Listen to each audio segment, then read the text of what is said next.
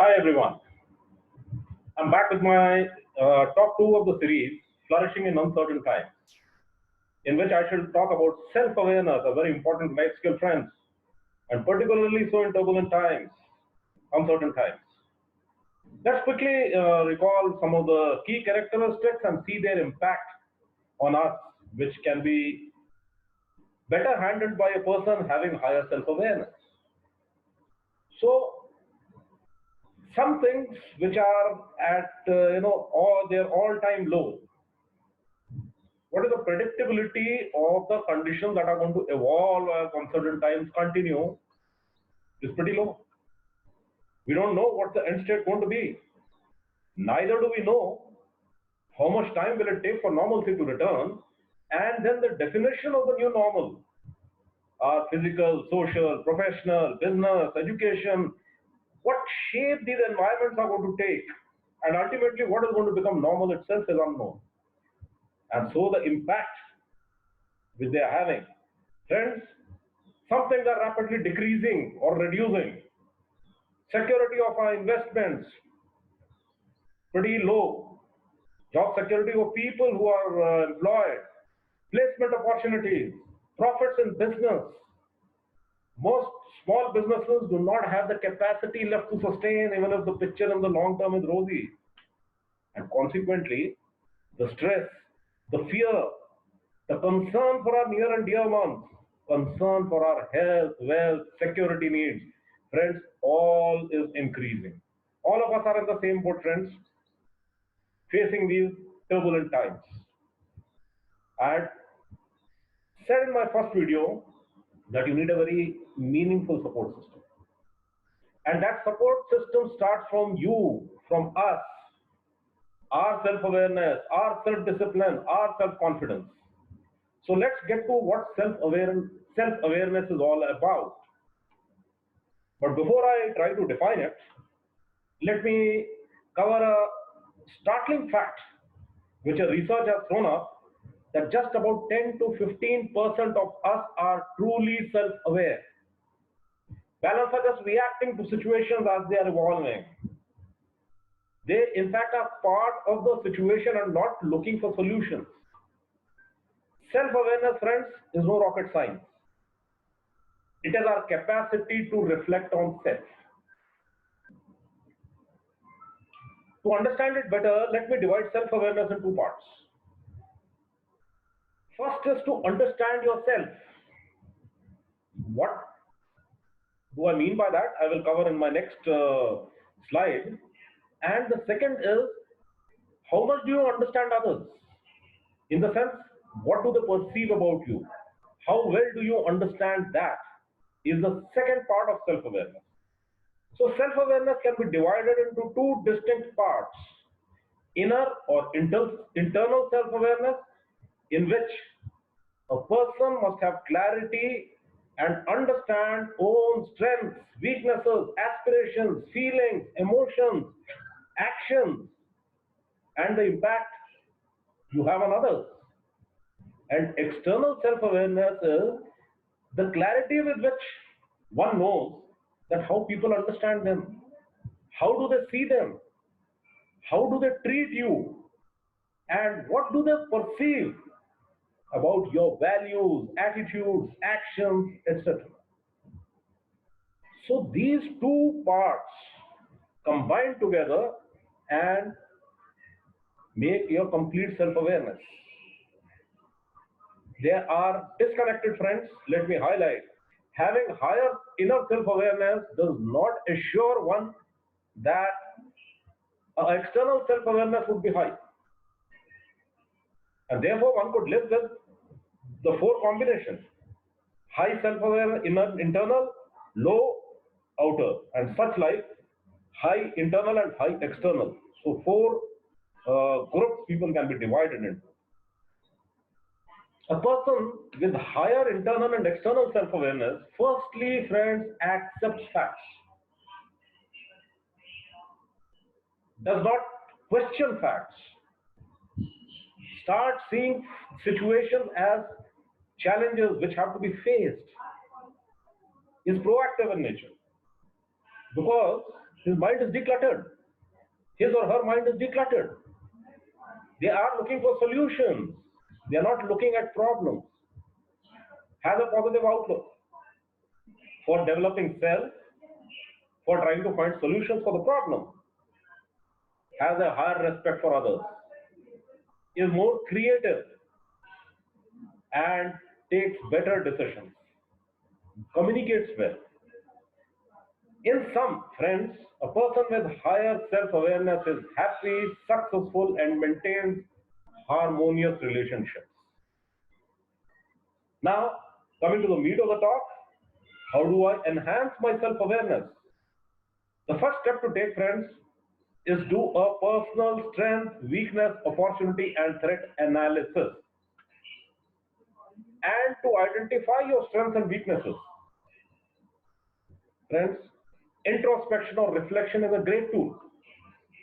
But here again, let me put the facts. In most cases, introspection fails. The reason is very simple. People do this introspection with why questions. Oh God, why me? Why did I not make it through the interview? Why this thing happened to me? Things like that. Friends, why questions are generally looking for scapegoat. You can land up blaming yourself.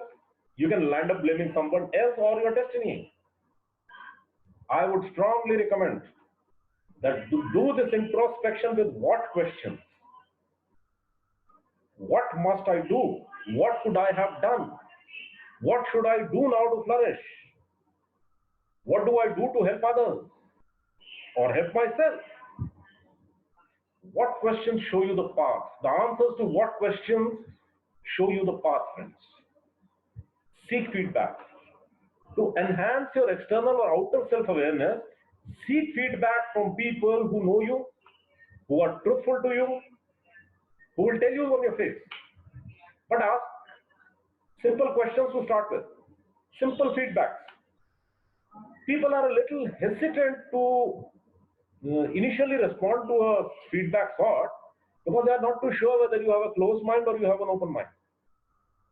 As their confidence grows, that you will take their critical feedback positively with an open mind, two-way communication, free and frank commences. Another interesting thing to do is journal your life along a timeline. Write down all good, not so good, and bad things that you remember about your life along a timeline. You may be surprised to see a pattern that has existed in your life.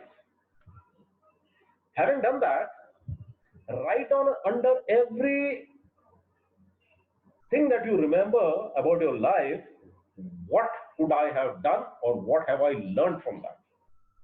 Now a bigger surprise will await you. You will realize that you have learned so many lessons, and are you really imbibed them? Are you really practicing them? That will enhance your self-awareness further. Do some mindful meditation, friends, 10, 15 minutes in 24 hours. Just close your eyes. Spend time with your mind. You will discover a universe, friends. Fantastic tool to enhance self-awareness. And lastly, reflect on your beliefs. What was the dumb thing some years ago may not be the dumb thing today. Why remain stuck to your beliefs and values which have actually changed today in the reality? Times are rapidly changing, friends.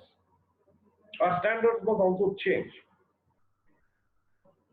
To look out for opportunities and threats, active learning is the only answer, friends. Read, read, read.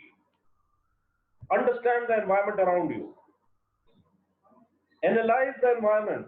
Where are the opportunities? Where are the threats? Which are the low-hanging fruits which you can grab to survive and flourish? Attend webinars. A plethora of them are going around for free on the internet. Listen to the experts. and then match your opportunities with your strengths, and you will not only survive, you will flourish.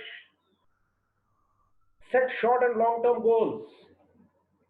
Short term goals with an objective to survive during these uncertain times and to attain your long term goals. And long term goals for what you feel good about in life, where you want to be in life. For that, you may have to acquire additional soft and hard skills. This is the time to do it. And do not let setbacks or turbulent times prevent you from trying new things, from taking decisions. History is replete with such personalities, friends. Michael Jordan not selected for the high school basketball team. Sir Edison having 9,999 failures before he could make a bulb. But they were self-aware. They were confident. Their goals were smart. They knew that they will achieve. They had the passion to achieve.